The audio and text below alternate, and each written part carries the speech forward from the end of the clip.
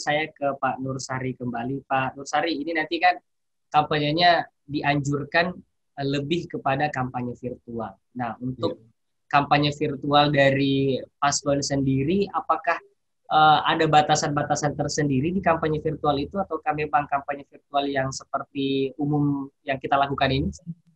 Ya, pada dasarnya kami tidak bisa berspekulasi seperti apa nantinya. Ya. Makanya apa yang sampaikan tadi teman-teman KPU, bahwa kita tunggu PKPU-nya dulu. Okay. Karena walaupun misalnya dalam PKPU 13 sudah coba disinggung bahwa dialog itu bisa dilaksanakan misalnya dalam satu ruangan, kemudian maksimal 50 orang dan dipastikan 1 meter, jaraknya 1 meter, tetapi juga bisa disiarkan lewat media daring.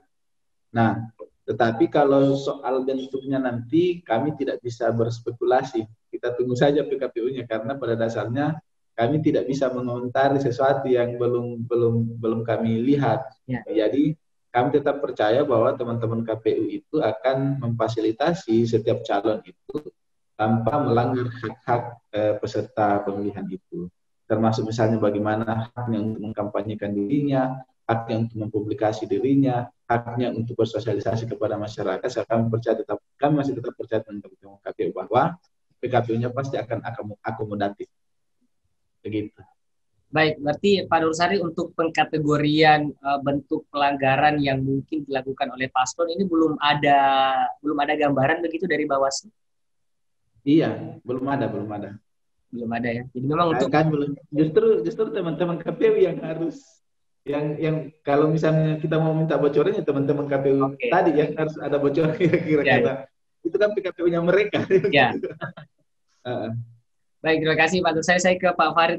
Kita tadi sempat juga sudah dengar juga pernyataan dari Pak Nursari. Nah, untuk Pak Farid sendiri, untuk kategori-kategori pelanggaran kan biasanya ada pelanggaran kecil, pelanggaran menengah, terus pelanggaran ini dikategorikan sudah berat. Nah, yang paling sering dilakukan oleh paslon itu pada saat masa-masa seperti ini, pelanggaran-pelanggaran seperti apa sih Pak Farid?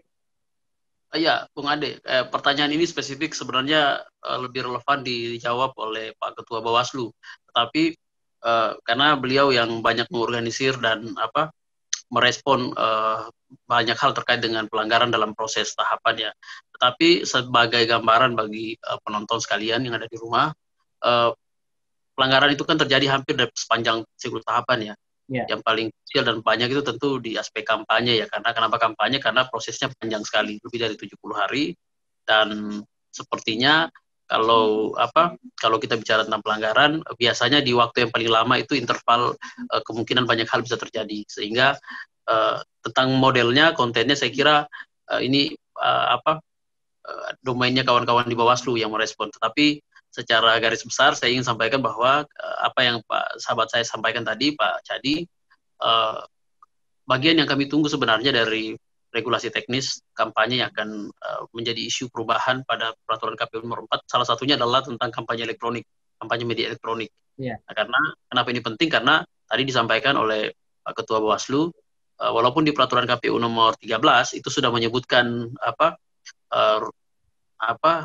sudah mulai disebut-sebut jika misalnya dialog tidak dapat dilakukan dalam jumlah tertentu, kemudian dengan jaga jarak dan sebagainya, maka dilakukan secara elektronik, secara virtual. Nah, tata cara kampanye virtual ini yang kita tunggu, bagaimana teknisnya, bagaimana waktunya, durasinya, dan sebagainya.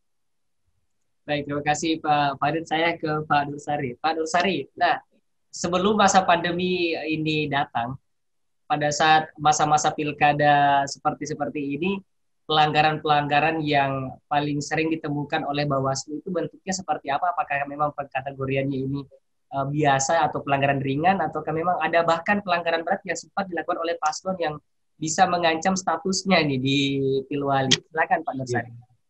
Jadi kalau misalnya dalam tahapan kampanye, memang paling sering pelanggaran yang kita dapatkan adalah pemasangan APK atau alat peraga itu bukan pada tempat yang ditentukan. Termasuk misalnya bagaimana para peserta pemilihan ini itu kampanyenya atau misalnya mencetak alat peraga itu lebih dari yang sudah ditentukan. Karena pada dasarnya semua alat peraga itu baik baliho, spanduk itu sudah dibatasi jumlah, bentuk, ukuran yang pada dasarnya harus tetap dikoordinasikan ke KPU. Nah, inilah yang paling sering kita temui pada saat-saat kampanye seperti ini. Nah, kemudian yang selanjutnya, pada pelaksanaan kontestasi sebelumnya, kita juga sempat melihat ada penggunaan isu yang dilarang misalnya. Isu yang dilarang, dan mudah-mudahan jauh-jauh hari sebelum tahapan kampanye kami sudah menghimbau teman-teman peserta untuk tidak menggunakan isu-isu yang dilarang, karena pada dasarnya itu tadi di samping keselamatan dan kesehatan juga tetap kita menjaga kualitas demokrasi dengan menjunjung tinggi dan tidak menjadikan isu sara atau isu yang dilarang bisa digunakan sebagai salah satu isu dalam kampanye. Itu gambaran singkat soal dugaan pelanggaran yang sering mewarnai tahapan kampanye di sebelum ini.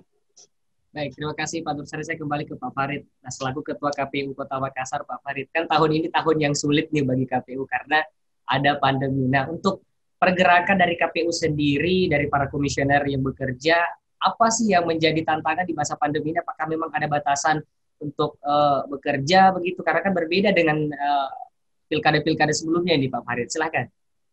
Iya, yang paling dekat tentu tantangannya adalah kita merubah banyak hal ya, termasuk kebiasaan. Hari ini saja harusnya kan kita diskusi live ya, studio. Tapi karena situasi pandemi kita jadi ngomong virtual. Ini bagian dari tantangan baru dan beberapa hal yang harus kita lakukan penyesuaian. Selain itu, tentu saja kami menyampaikan bahwa secara regulatif, undang-undang peraturan KPU kita, peraturan KPU nomor 5 itu memastikan semua tahapan itu berlangsung secara rulable ya. Jadi semua tahapan penyelenggaraan pilwali insya Allah itu tidak ada perubahan ya. Yang ada hanyalah adalah ada aspek kesehatan yang harus menjadi core yang harus kita jaga sama-sama. So far kami di KPU merasa bahwa insya Allah pengelolaan tahapan pilwali Makassar akan berjalan dengan baik karena kami meyakini bahwa demokrasi di kota itu adalah kerja kolaboratif, adalah urusan bersama, ada kepentingan publik yang harus kita jaga sama-sama, dan saya yakini bahwa KPU tidak akan bekerja sendiri. Kami punya teman-teman Bawaslu, ada semua stakeholder, ada kekuatan pers, ada masyarakat sipil, kemudian elemen demokrasi yang lain. Kami yakin bahwa ini bukan challenge-nya KPU dalam pengelolaan tahapan. Challenge ini adalah challenge publik, harus direspons secara kolaboratif sama-sama oleh semua elemen dalam menghadapi agenda demokrasi di kota. Karena kita yakin bahwa kita semua punya kepentingan dengan prosesi demokrasi, tapi pada saat yang bersamaan kita punya kepentingan untuk memastikan seluruh tahapan ini dilangsungkan dengan memastikan kepastian tidak adanya ancaman kesehatan yang mengganggu warga kota. Baik, terima kasih Pak. Saya kembali ke Pak Nursari. Pak Nursari tadi kan ada sempat mengatakan yang paling sering itu adalah pemasangan banner seperti itu. Nah, sekarang kan kampanyenya lebih kepada digital begitu, lebih kepada memanfaatkan media sosial. Nah, kemarin juga kita sempat bahas juga nih Pak Nursari, tantangannya untuk mengawasi atau memonitori aktivitas paslon ini berkampanye secara virtual ataupun menggunakan media sosial itu seperti apa sih Pak Nursari? Iya, jadi kan sebenarnya kalau tapi mudah-mudahan lah misalnya nanti PKPU yang berkaitan dengan tahapan kampanye lewat media sosial itu memang dibatasi akun-akun yang boleh digunakan. Ataukah misalnya bisa saja teman-teman KPU itu akan bekerja sama dengan media-media mainstream misalnya untuk membantu mensosialisasikan calon. Nah, harapan kita begitu sehingga pada saat melakukan pengawasan terhadap kampanye di media sosial ini kita lebih enteng kerjanya karena kita sudah tahu akun-akun mana saja. Betul. Nah, tetapi yang tidak bisa dihindari sebenarnya adalah ada akun-akun yang memang tidak terdaftar begitu. Betul. Apalagi dia memberikan informasi hoax seperti itu ya.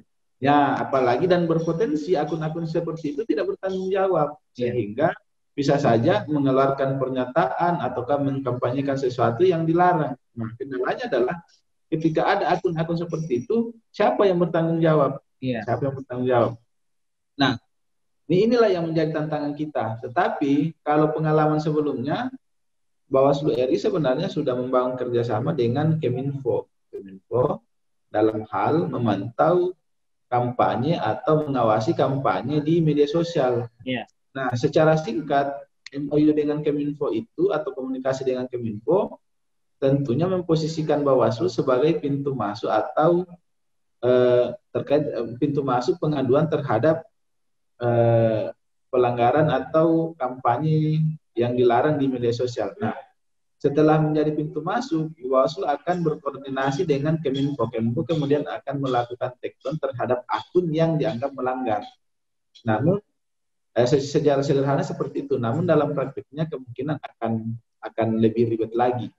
Kenapa saya katakan demikian? Karena kan di sisi lain kita juga menghargai privasinya orang untuk menyampaikan pendapat dan gagasan ke publik. Tapi seperti itulah kira-kira untuk sementara apa yang akan dilakukan Bawaslu.